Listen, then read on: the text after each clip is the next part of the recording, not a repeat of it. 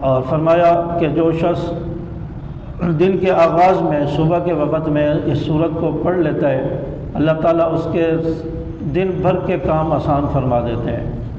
دن بھر میں جو بھی کام ہوں گے اللہ تعالیٰ اس میں برکتیں پیدا فرما دیں گے۔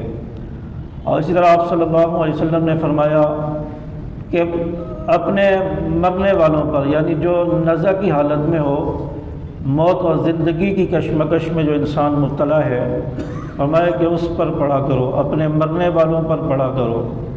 اور نزع کی حالت میں کسی شخص پر اگر پڑھی جائے گی، فرمایا کہ اس کی برکت سے اس کی موت آسانی سے آ جائے گی، روح آسانی سے نکل جائے گی، تو اللہ تعالیٰ اس سکرات کی حالت سے اس کو نجات عطا فرمائیں گے۔